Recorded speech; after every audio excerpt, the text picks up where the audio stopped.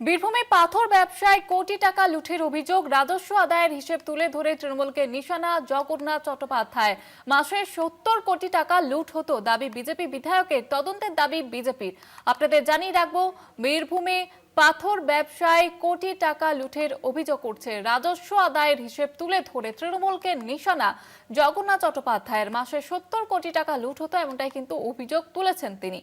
তদন্তের দাবি বিজেপির। আমাদের প্রতিনিধি মনা বীরবংশী রয়েছেন আমাদের সঙ্গে টেলিফোন লাইনে। মনা, ঠিক কি অভিযোগ?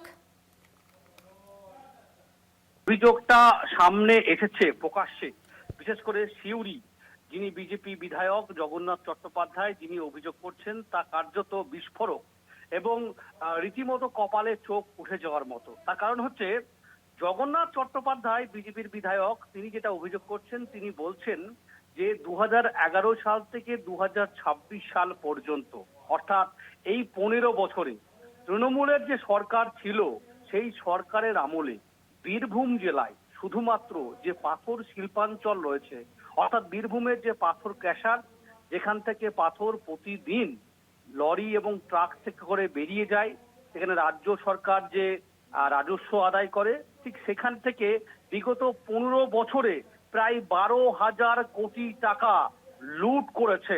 লুট হয়েছে 12,000 কোটি টাকা বিগত 15 বছরে। এমনটাই বিস্ফোরক, মারাত্মক, চাঞ্চল্যকর কিন্তু অভিযোগ তিনি সামনে নিয়ে এসেছেন এবং ইতিমধ্যেই তিনি সমাজ মাধ্যমে সেই বিষয়টি পোস্ট করেছেন।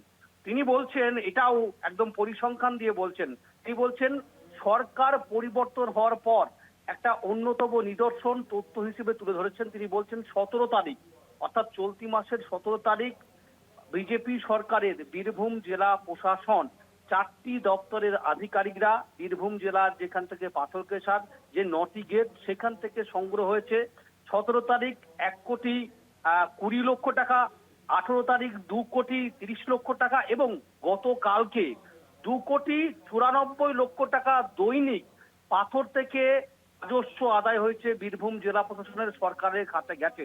অর্থাৎ দৈনিক 3 কোটি টাকা করে হলে মাসে প্রায় 90 কোটি টাকা, 100 কোটি টাকা পর্যন্ত মাসে বীরভূম থেকে শুধুমাত্র পাথরে রাজ্য সরকারের ঘরে জমা পড়ছে। সেই জায়গায় দাঁড়িয়ে তৃণমূলের আমলে প্রতিদিন 19 লক্ষ টাকা, মাসে 25 থেকে 30 কোটি টাকা, অর্থাৎ মাসে 70 কোটি টাকা করে উধাও হয়ে যেত। অর্থাৎ 15 বছরে 12,000 কোটি টাকা অঙ্কর হিসাব বলছে সেখানে লুট হয়েছে। এবং ইতিমধ্যেই জগন্নাথ চট্টোপাধ্যায় আগেও সরব হয়েছিলেন, সংবাদ মাধ্যমের মুখোমুখি হয়ে তিনি বলেছিলেন জেলা প্রশাসনকে পূর্ণাঙ্গ রিপোর্ট নবান্নে জমা দিতে বলেছেন এবং এটার তদন্ত হবে।